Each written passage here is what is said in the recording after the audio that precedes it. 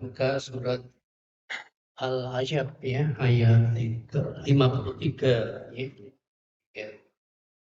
Salam dan salam semoga tercurah kepada junjungan kita Muhammad Sallallahu Alaihi Wasallam, pada keluarga, para sahabatnya, para pengikutnya, tabi'in, jamaah sholat subuh pagi ini. Kita buka bersama dan baca basmalah. Bismillahirrahmanirrahim.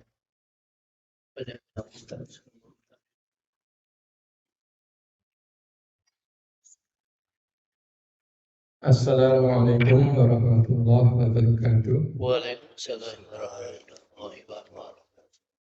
Alhamdulillahilladzi arsala rasulahu bil huda wa dinil haqq liyudhhirahu 'ala dini kullihi wa law karihal kafirun wa law karihal musyrikun. Asyhadu an la ilaha illallah wahdahu la syarika lah wa asyhadu anna Muhammadan abduhu wa rasuluh. Allahumma shalli ala alihi wa sahbihi wa man tabi'ahum bi ihsan ila yaumil qiyamah.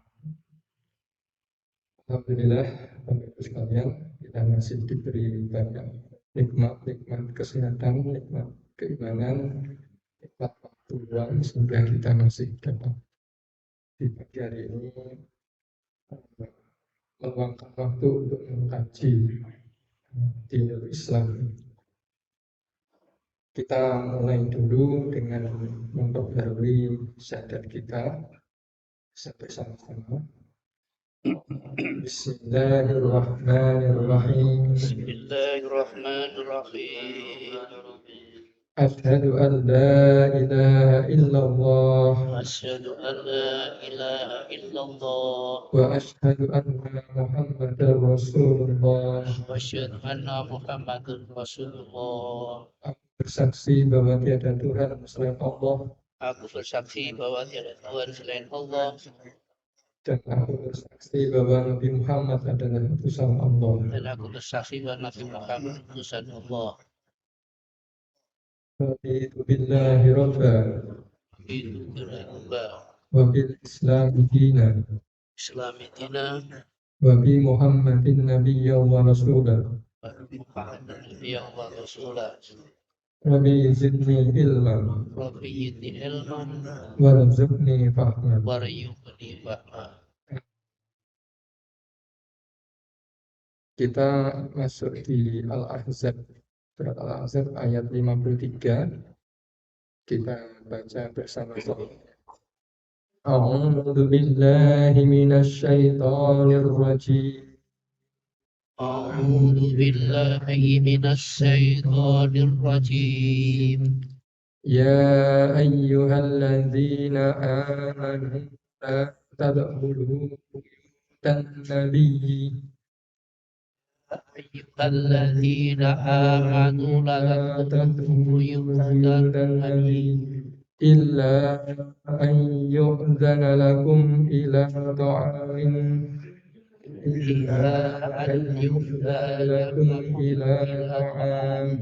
ghayra nazirina inah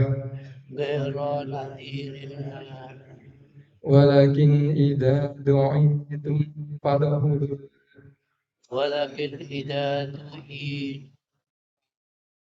wa idza ta'imtum fantashiru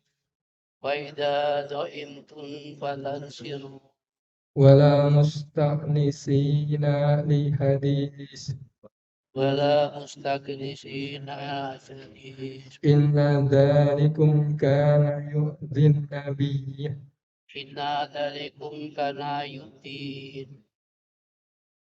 wa yastahyi minkum wallahu la yastahyi minal haqq wa idza sa'altumuhunna mata'an fas'aluhunna min wara'i hijab وإذا سألتم متاعا فاسألوهن من وراء الحجاب ذلكم أطهر لقلوبكم وقلوبهن ذلكم أطهر لقلوبكم وقلوبهن وما كان لكم أن تؤذوا رسول الله وما كان أنتم رسول ولا أن تنكحوا أزواجه من بعده ولا أن تنكحوا أزواجه بعدي ولا أن تنكحوا أزواجه من بعده أبدا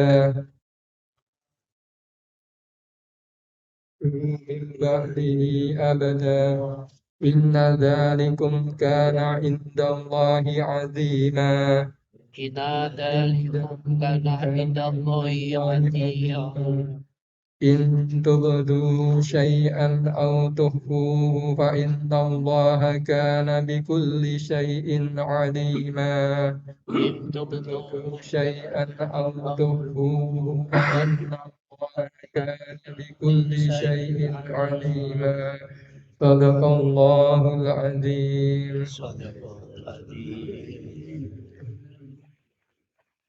Monggo yang mau diminum terlebih dahulu untuk ngasih hangat. Monggo tunjuk mboten bentar ya. Di dalam surat Al-Ahzab 53 ini yang cukup panjang tadi dengan Al-Ahzab 54 di sini masih dikisahkan dan juga terdapat di dalamnya aturan serta adab-adab terkait dengan Nabi SAW dan keluarganya dan juga terkait dengan istri-istri beliau. Dalam Al-Ahzab 53 saya baca lagi. A'udzubillahi minasyaitonirrajim. Ya ayyuhalladzina amanu, wahai orang-orang yang beriman, la tadkhulu, janganlah kamu memasuki buyutan Nabi, memasuki rumah-rumah Nabi. Maksudnya ini adalah rumah-rumah Nabi yang ditempati oleh istri-istri beliau. Jadi setiap istri beliau itu dibuatkan rumah, walaupun rumahnya hanya sederhana itu. Illa ayyudzana lakum ila ta'amin, kecuali bila diizinkan bagimu untuk makan. Jadi jangan masuki rumah Nabi kecuali diberi izin untuk makan. Wairona zirina ina, bukan untuk menunggu-nunggu masaknya makanan, waktu masaknya makanan.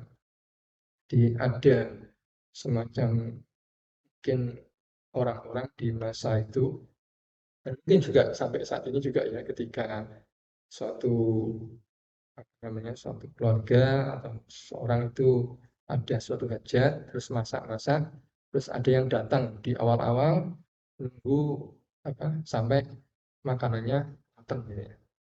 Nah, ini dilarang. Walakin idza tu'itum fadkhulu. Akan tapi apabila kamu dipanggil, maksudnya dipanggil untuk masuk, diizinkan masuk, kemudian dipanggil untuk masuk, maka masuklah kamu. Ya. Jadi tunggu sampai semuanya siap, baru kemudian masuk. Ya. Jangan masuk sambil nunggu masakan dimasak sampai matang itu. Fa idza ta'imtum fantashiru, maka apabila kamu sudah selesai makan, hendaklah kamu pergi meninggalkan tempat tersebut. Fantashiru wala musta'nisina li hadisin, dan jangan kamu itu memperpanjang percakapan, ngobrol-ngobrol.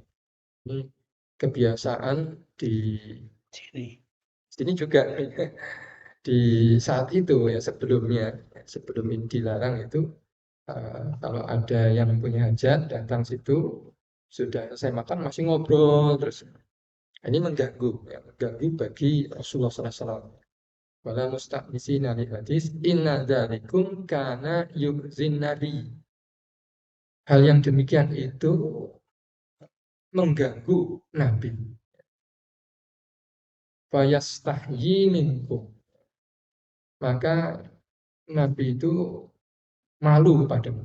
Maksudnya Nabi itu mau meminta supaya orang-orang yang datang terus kemudian habis makan tadi masih ngobrol-ngobrol itu malu.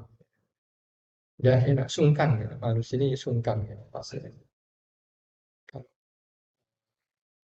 tuan rumah biasanya kalau undang selesai itu kalau tamunya masih ngobrol-ngobrol, kalau minta tamunya pergi kan suatu yang sepertinya tidak enak ya, tabu gitu istilahnya. Jadi Nabi tidak enak, sungkan untuk eh, meminta tamunya untuk pergi. Ya. Tapi juga Nabi merasa terganggu dengan adanya orang semacam itu. Wallahu la yastahyi minal haq. Ya. Dan Allah itu tidak malu, ya, tidak sungkan apabila menyampaikan kebenaran al-haq. Wa idza sa'altumuhunna mata'an fas'aluhunna min wara'i hijab.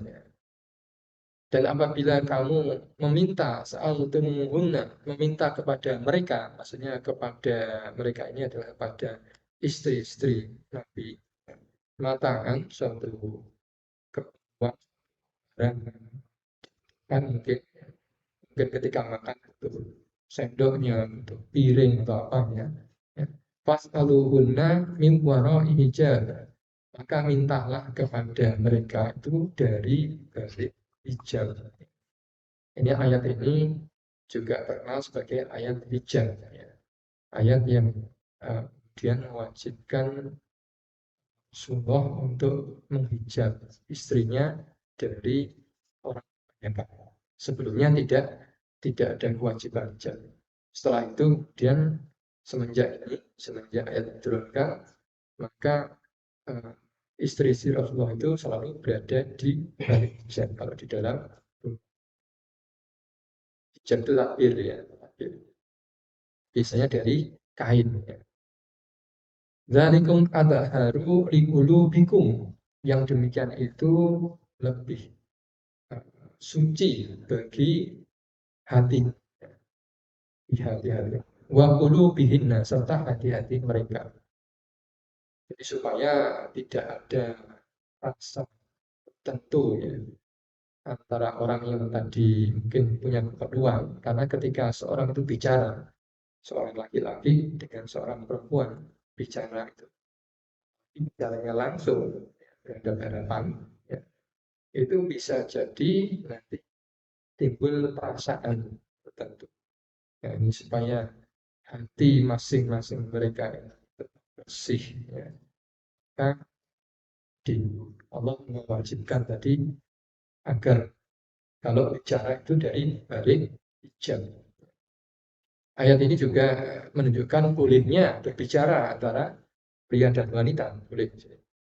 Dan juga hijab di sini diwajibkan untuk istri-istri Rasulullah SAW. Tetapi bagi kaum muslimin, kalau untuk menghindari juga ya, bayangannya kalau istri-istri Rasulullah SAW serta para sahabat, jadi yang bicara yang datang ke rumah Nabi ini kan tentunya para sahabat Rasulullah yang keimanannya kita tahu insya Allah sudah terjamin. Ya, kalau orang yang keimanannya sudah terjamin saja diminta seperti itu, maka kita yang masih keimanannya belum pasti ini, belum terjamin, ya, mestinya juga harus lebih hati-hati. Karena bicara langsung antara pria dan wanita yang sudah dewasa, kan mahramnya, itu pasti ada bisa menimbulkan ya, sesuatu, ya, bisa menimbulkan sesuatu. Mungkin kalau itu hanya bicaranya sebentar, mungkin tidak, misalnya. Tapi kalau bicara itu lama, nah, bisa bahaya. Biasanya ada timbul rasa senang, apa, enak itu yang bicara. Kadang-kadang seorang laki-laki itu kalau bicara dengan istrinya sendiri itu kurang enak. Tapi kok kalau bicara dengan wanita yang lain kok enak. Nah, hati-hati.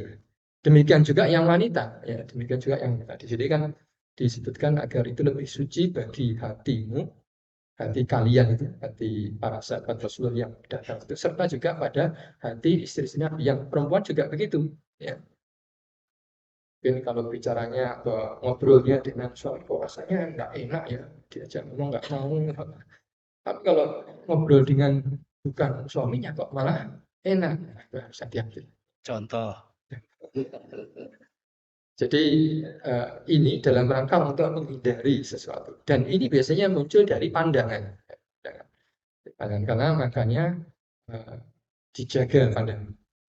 Khusus untuk istri-istri Nabi, ya, juga dalam rangka untuk menghormati mereka, ya, memuliakan mereka. Mereka ini adalah ibunya kaum muslimin, ummahatul mukminin, ibunya orang-orang yang beriman. Ya. Maka mereka dilindungi dengan hijab tadi. Jadi dengan hijab itu kan mesti tidak terlihat ya. Biasanya rasa-rasa tadi itu munculnya karena melihat ya. Melihat kok cantik ya katanya. Atau kalau yang perempuan ya wah kok gagah tampan ya. Nah, ini bisa berbahaya.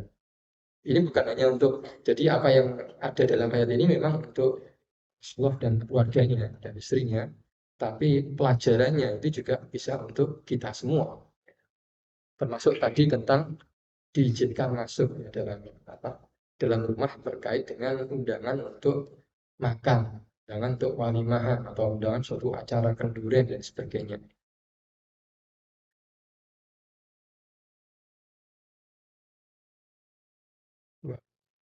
Zalikum atharu wa ma kana lakum an tu'dzu Rasulullah, dan tidak boleh kamu itu mengganggu Rasulullah. Jadi apa yang dilakukan kebiasaan orang sebelum ayat ini diturunkan, datang ke rumah Nabi karena ada undangan, dia makan di sana, habis makan ngobrol-ngobrol, ini mengganggu bagi Rasulullah. Kita tidak boleh mengganggu Rasulullah. Para sahabat itu dilarang. Tapi juga pelajarannya untuk kita juga ada. Ya. Kalau kita diundang untuk suatu acara, ya, kalau sudah selesai acaranya ya pulang. Jangan duduk-duduk di situ. Ngobrol sampai lama. Kecuali, ya, ada kecualinya. Kecuali kalau memang tuan rumahnya masih ingin agar kita di situ. Jadi misalnya pas kita mau pulang terus, oh, jangan pulang dulu, ayo ngobrol-ngobrol dulu. Ya, ya kalau itu lain lagi. Ya. Kalau itu memang dipersilahkan. Itu pun juga mestinya ada batasnya. Karena masing-masing kan punya keperluan masing-masing. Adanya terutama di dalam rumah ya. Kalau acara itu di dalam rumah terutama. Acara itu di dalam rumah, kalau ada orang luar masih ngobrol-ngobrol di dalam rumah situ, terutama di yang wanita penghuni rumah, itu kan menjadi kesulitan. Mereka kan jadi tidak bebas. Kalau kalau tidak ada orang laki-laki yang asing atau orang laki-laki yang non mahram di dalam rumah, ya, kan mereka jadi bisa bebas ya, tidak harus pakai kerudungnya, tidak harus menutup auratnya, ya. Artinya pakai baju biasa di dalam rumah. Ya. Tapi kalau misalnya ada tamu, ya kan apalagi kalau rumahnya terbatas, kan tidak bisa bebas yang um, di rumah yang wanita. Ya, ini mengganggu kemudian bagi apa namanya tuan rumah. Karena itu Allah SWT memberikan contoh ini untuk khususnya untuk Rasulullah, tapi juga untuk kita juga agar setelah selesai suatu hal itu kemudian secepatnya bisa menjalankan supaya tidak di rumah, khususnya mengganggu keperluan-keperluan dari wanita-wanita yang ada di dalam rumah tersebut. Kita tidak boleh mengganggu apa namanya penghuni rumah tersebut ya. Sebagaimana juga kita tidak boleh mengganggu, sebagaimana para sahabat tidak boleh mengganggu Rasulullah SAW. Kemudian wala antangkihu azwajahu min ba'dihi abadah. Dan kamu tidak boleh menikahi istri-istrinya, istri-istri Rasulullah SAW setelah Rasulullah SAW wafat, abadan, selamanya. Jadi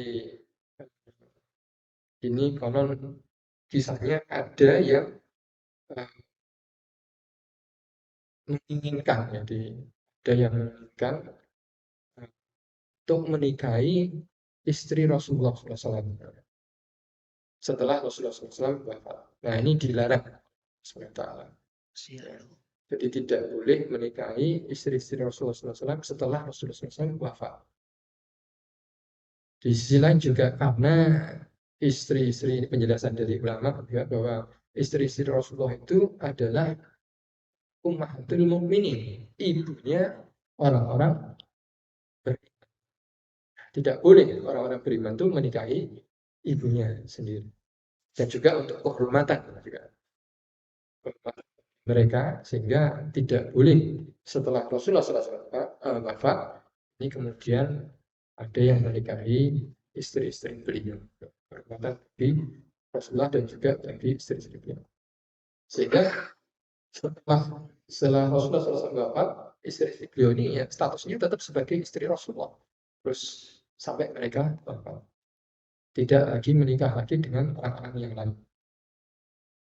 Inna dzalikum kana indallahi azima. Sungguh yang demikian itu di sisi Allah itu sesuatu yang besar. Maksudnya dosanya besar. Jadi yang kalau ada yang menikahi istri Rasulullah setelah Rasulullah wafat, ini dosanya sangat besar. Ya. Larangannya sangat besar. Ini Al-Ahzab 53 ini ada kisahnya ya, kisah tentang turunnya ayat ini, asbabun nuzulnya itu masih terkait dengan kisah Zaid dan Zainab binti Jahsh. Yaitu setelah Zaid menceraikan Zainab, ya, kemudian Allah SWT di Al-Ahzab, saya lupa ya, 50 beberapa itu kemudian menikahkan Zainab dengan Rasulullah SAW. Nah, setelah pernikahan ini ada walimahnya, ada pestanya. Ya. Walimah itu sesuatu yang disunahkan ya, untuk mengiklankan, untuk semacam mengumumkan suatu pernikahan. Ya. Jadi dengan walimah itu orang-orang menjadi tahu, oh ini dengan ini sudah merupakan pasangan suami istri. Ya. Sehingga kalau misalnya kelihatan berduaan itu tahu bahwa ini bukan selingkuhnya, bukan suatu yang melanggar syariat, tapi ini sudah pasangan suami istri. Itu pentingnya walimah. Ya. Jadi untuk mengumumkan bahwa ini sudah suami istri. Jadi setelah Rasulullah SAW menikahi Zainab, kemudian diadakan walimah. Jadi beliau ketika itu mengundang sejumlah orang dan menjamu mereka. Setelah jamu, dan itu kisahnya ada juga kisah yang menggambarkan tentang salah seorang dari istri Nabi yang lain itu memasakkan makanan, ya, makanan yang situ ada dagingnya. Ya. Zaman itu daging itu sulit, jadi ini makanan yang istimewa. Ya, tapi jumlahnya sedikit. Ya. Itu yang membuat itu Sulaim. Kemudian diberikan pada Nabi, ya. Dan ternyata makanan yang sedikit itu bisa cukup untuk sampai sekitar 300-an orang. Ya. Itu karena dan di Rasulullah SAW ya, makanan yang sedikit bisa menjadi cukup untuk banyak orang. Nah, setelah para sahabat ini makan, ternyata mereka masih ngobrol-ngobrol ya. Lalu kemudian melihat itu Rasulullah untuk membuat agar mereka mau pulang itu nggak enak Rasulullah kemudian berdiri ya, berdiri. Dengan Rasulullah berdiri, sebagian sahabat ya sebagian besar paham bahwa Rasulullah menginginkan agar mereka pergi ya. Kemudian sebagian besar sudah pergi. Tapi ternyata masih ada yang duduk ya. Masih ada 3 orang yang duduk-duduk ngobrol-ngobrol. Untuk itu kemudian Nabi pergi malah keluar dari rumah ya, keluar. Ternyata mereka juga masih belum paham ya. Ya. Jadi masih duduk ngobrol, Rasulullah pergi terus mendatangi rumah-rumah istrinya yang lain ya, mengucapkan salam dan kemudian ngobrol dengan atau berbicara dengan istri-istrinya yang lain ya. Dan rumah istrinya Rasulullah ini satu dengan lainnya kan berdekatan dekat dengan Masjid Nabawi. Di Masjid Nabawi kemudian sebelah kirinya bagi yang pernah ke Masjid Nabawi itu di menghadap ke Ka'bah sebelah kirinya itu ada kamar-kamar ya. Kamar biasanya cuma sederhana, rumahnya itu cuma rumah tempat untuk menerima tamu serta kamar saja. Dan cuma 2 bilik gitu ya. Ada beberapa rumah-rumah dempet-dempetan di situ. Itu istri-istri Nabi. Ini juga ada suatu syariat di dalamnya, kewajiban bagi yang memiliki istri lebih dari satu itu wajib untuk menyediakan rumah masing-masing istrinya satu ya. Jadi tidak boleh ditaruh di satu rumah yang sama kecuali bila istrinya ridho ya. Jadi al aslunya atau hukum asalnya harus satu rumah sehingga masing-masing istri itu punya privasi, punya apa namanya eh, kebebasan tempat sendiri ya. Tidak sampai mengganggu rumah tangga istri yang lain ya. Kalau satu rumah bisa cekcok nanti, terutama di dapur misalnya nanti. Jadi kalau belum mampu untuk membuatkan rumah untuk masing-masing istri ya baiknya jangan punya istri lebih dari satu gitu artinya. Jadi harus adil juga ya. Kalau rumahnya seperti ini untuk yang istri yang pertama, yang kedua juga harus sekualitas ya. Harus sama. Kalau enggak tidak adil dan wajib bagi yang laki itu untuk adil. Jadi berat. Ya, kembali ke sini. Jadi tadi Rasulullah kemudian pergi. Ini yang 3 orang ini masih di situ terus ya. Sampai Rasulullah kembali. Baru kemudian mereka merasa, Rasulullah sudah balik. Baru mereka merasa, baru kemudian mereka bangkit dan pergi. Lalu seorang sahabat Rasulullah yang menceritakan kisah ini yaitu Anas bin Malik memberitahukan pada Rasulullah bahwa orang-orang sudah pergi karena Rasulullah balik masuk ke kamarnya, ya, tidak menemui mereka. Ya. Nah setelah Rasulullah setelah diberitahukan oleh Anas bin Malik tadi, terus kemudian Rasulullah bangkit mau masuk, kemudian turun surat Al-Ahzab 53. Begitu turun ayat ini yang ada perintah hijab, langsung Rasulullah membuat hijab antara Anas bin Malik tadi yang sahabat yang memberitahukan tadi dengan beliau dan istri-istri beliau ya, langsung dipasang hijab ya. Jadi di dalam ayat ini terdapat beberapa adab ya yang terkait dengan tetangga yang apabila diundang untuk walimah atau untuk makan, bukan hanya terbatas untuk walimah ya, tapi untuk makan, karena tadi undangannya udah makan. Pertama itu jangan masuk kecuali sudah dipanggil untuk masuk, diizinkan untuk masuk. Ya. Karena nanti mengganggu orang dalam. Yang kedua juga jangan masuk dalam rangka untuk menunggu-nunggu apa tadi makanannya matang. Ya. Itu sampai-sampai ini saking pentingnya, ini mungkin barangkali dahulu di masyarakat Arab itu menjadi kebiasaan sampai-sampai saking pentingnya itu ada ulama yang membuat kitab terkait dengan masalah ini, larangan untuk datang lebih awal ke dalam suatu perjamuan. Belum waktunya, undangannya jam 10 misalnya. datang jam 9, jam 8. Ya. Bukan dalam rangka untuk membantu lain ya. Kalau datang dalam rangka biasanya ibu-ibu kan yang bantu ya, itu lain. Kalau itu sih nggak masalah karena memang diminta untuk bantu. Tapi yang bapak-bapak datang nggak ada keperluan, datang nunggu makan masakan matang itu tidak boleh. Ya. Jadi sampai-sampai untuk memberi apa istilahnya pemahaman kepada masyarakat ya, di masa lalu, bukan di masa Rasulullah ya, tapi oleh ulama-ulama setelahnya itu ada yang membuat kitab tentang itu. Ya. Dan kemudian hanya masuk ketika apa namanya dibolehkan hanya masuk ketika diundang untuk makan. Dan setelah selesai urusan itu hendaknya meninggalkan tempat. Kemudian ada tentang ayat tentang masalah hijab. Walaupun hijab ini khusus untuk Rasulullah SAW, untuk istri-istri Rasulullah SAW, tetapi pelajarannya, rohnya itu bagi kita untuk agar menjaga, terutama ketika seorang pria dan wanita itu bicara. Bukan hanya untuk yang muda-muda, ya, yang tua juga sama, tidak dibatasi. Ya. Yang muda apalagi, ya, yang muda apalagi. Tidak hanya untuk yang laki-laki, yang perempuan juga demikian. Sama. Karena penglihatan itu, apalagi ngomong-ngomong, ngobrol, terus saling melihat, maka itu pasti akan muncul sesuatu.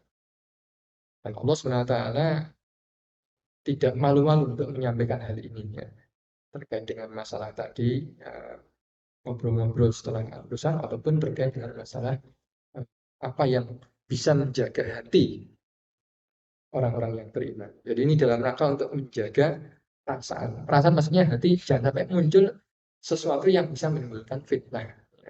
Dan fitnah itu menimbulkan masalah dan terjadi pelanggaran hukum syar'i. Karena yang namanya perselingkuhan ya, itu terjadinya tidak pernah mendadak. Ya. Pasti ada prosesnya. Entah ini ngobrol-ngobrolnya dengan tetangga. Kan perselingkuhan terjadi tidak karena suatu dengan orang yang tidak dikenal gitu ya. Ini termasuk juga ngobrol di ya sekarang, zaman Rasulullah tidak ada, itu ada lewat medsos. Ya. Nah, ini kelihatannya sederhana tapi bahaya. Ya. Karena yang tertulis itu kadang-kadang lebih kuat ya, lebih kuat. Kalau ngomong kan cuma sekali terdengar, ya tertulis itu lama. Ya. Apalagi kemudian suaminya atau istrinya tahu, sudah jadi masalah. Kalaupun tidak ketahuan, ya ini malah apa juga bahaya juga. Ya. Curhat, curhat kok tidak dengan keluarganya, tidak dengan suaminya atau dengan istrinya, itu bahaya. Nah, serta kemudian ada hukum tentang larangan untuk menikahi istri-istri Rasulullah SAW. Nah, itu beberapa hukum syar'i yang terkait dengan sama manusia, dengan kekeluargaan pun hubungan yang terkait dengan tetangga, sahabat dan sebagainya. Ini ada hadis juga, hadis dalam suatu kitab, hadis sahih, laudu ita ila ziro la itu. Andainya aku diundang untuk makan kaki kambing, ini tidak harus makan kaki kambing, maka aku akan memenuhi dan walau dia ilayya urok lah mobil. Seandainya aku dikirimi masakan, tentu aku terima. Faiza faragtum minalladzi du'tum ilaihi fahaffifu an ahlil manzil. Maka apabila kalian telah selesai ya, menyantap itu makanan tadi yang diundang tadi, maka janganlah kamu merepotkan pemilik rumah. Wantasyaru fil ardh. Dan tidaklah kalian kemudian berpergian ya, di bumi, maksudnya keluar dari ini satu hadis yang terkait dengan Al-Ahzab 53 tadi.